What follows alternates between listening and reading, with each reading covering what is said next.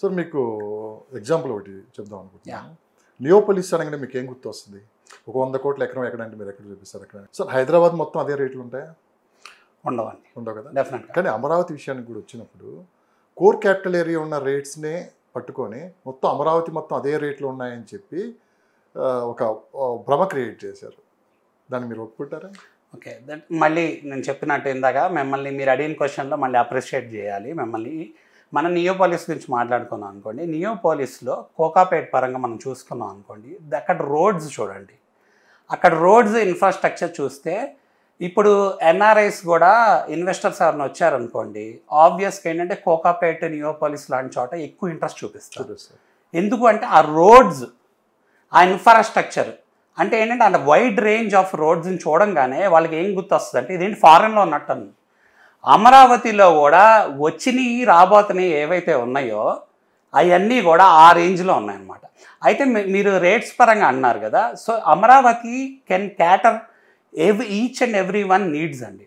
So మనకి ఏమని ఒక అపోహ క్రియేట్ చేశారంటే ఎంతసేపటికి అమరావతిలో బాగా రేట్స్ ఎక్కువ ఉన్నాయి అంటున్నారు. మనం అలా కాదు. ఎలా చూసుకోవాలి అంటే ఇప్పుడు కొనలేని పరిస్థితి ఎవరికన్నా ఉందనుకోండి, వాళ్ళకి డెఫినెట్గా రేట్స్ అనేవి ఎక్కువగానే ఉంటాయి కోర్ క్యాపిటల్లో.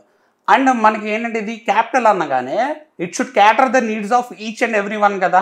లో ఎకనామిక్ గ్రూప్ అవనండి, medium economic, high rich people, లేకపోతే ఇన్వెస్టర్స్, లేకపోతే అక్కడ ఫైనల్గా ఉండేవాళ్ళు అవనండి. ఎవరి పర్పస్ బట్టి వాళ్ళ లాంగ్ టర్మ్ ఇన్వెస్ట్మెంట్ అవనండి, షార్ట్ టర్మ్ అవనండి, మిడ్ టర్మ్ అవనండి, వాళ్ళు చేసుకుంటారు. మనం కోర్ క్యాపిటల్ దగ్గర చూసుకుంటే 29 విలేజెస్ పూలింగ్ ఏరియాస్ చూసుకుంటే ఇప్పుడు నేను చెప్పిన స్క్వేర్ యార్డ్ పర్ ప్రైజెస్ నడుస్తున్నాయి. ఎందుకు నడుస్తున్నాయి? అక్కడంతా ప్లాన్ సిటీ వస్తుంది. రాబోయే డ్రైనేజెస్, లేకపోతే రాబోయే ఎక్విప్డ్ రోడ్స్, ఇన్ఫ్రాస్ట్రక్చరు, లేకపోతే ఇన్స్టిట్యూషన్స్ బేస్ చేసుకొని ఆ ప్రైజెస్ అనేది కోట్ చేయడం జరుగుతుంది. సో అదేం తప్పులేదు. ఎందుకు అంటే మనకి ఇప్పుడు గచ్చిబౌలి, మాదాపూర్, జూబ్లీ హిల్స్, లేకపోతే ఫిలిం నగర్, బంజారా హిల్స్ ఇలాంటి చోట మనకి ఆల్రెడీ స్క్వేర్ యార్డ్ 2 లక్షలు అలా ఉంది. సో బట్ ఇక్కడ అమరావతిలో కోర్ క్యాపిటల్లో మేజర్ ఏరియా ఏదైతే పూలింగ్కి ఇచ్చారో ఆ ఏరియాలో ఈ 35,000 పర్ స్క్వేర్ యార్డ్ నుంచి 75,000 ఉండటంలో తప్పేం లేదు. But it's again dependent on the economic things. అంటే అక్కడ ఒక ఎకనామిక్ యాక్టివిటీ అనేది డెఫినెట్గా క్రియేట్ అవ్వాలి. క్రియేట్ అయితే ఆ రేట్స్ అనేది స్టెబిలైజ్ అవుతాయి, పెరుగుతాయి. ఎకనామిక్ యాక్టివిటీ పరంగా మనం చూస్తే it's over a period of time ఆ ఎకనామిక్ యాక్టివిటీ క్రియేట్ అయింది. అలానే తక్కువలో ఎవరికన్నా ప్రైజెస్లో కావాలి అనుకోండి, డెఫినెట్లీ ఏంటంటే ఇమీడియట్గా ఆనుకొని ఉన్న ఏరియాస్ లైక్ ఏంటంటే ఇప్పుడు వైకుంఠపురం, పరిమి, కంతేరు, లేకపోతే తాడికొండ ఇలాంటి ఏరియాస్లో కూడా పీపుల్ ఇన్వెస్ట్ చేశారు. ఎంతమంది ఇన్వెస్ట్ చేశారు? అప్పుడు అక్కడ కూడా రేట్స్ ఏంటంటే మధ్యలో కాన్సన్ట్రేషన్ లేనప్పుడు అమరావతి పరంగా డ్రాప్ అయినాయి ప్రైజెస్. మళ్ళీ ఇప్పుడు ఏంటంటే పెరిగినాయి.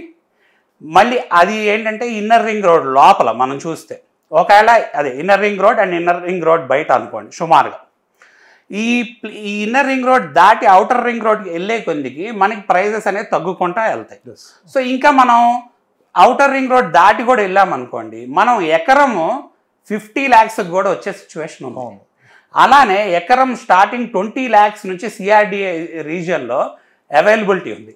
పీపుల్ ఏంటంటే సరిగ్గా ఎక్స్ప్లోర్ చేయక, వాళ్ళకి క్లారిటీ లేక ఎంతసేపు అమరావతి అంటే ఓన్లీ కోర్ క్యాపిటల్ రేట్స్ గురించే మాట్లాడుతున్నారు.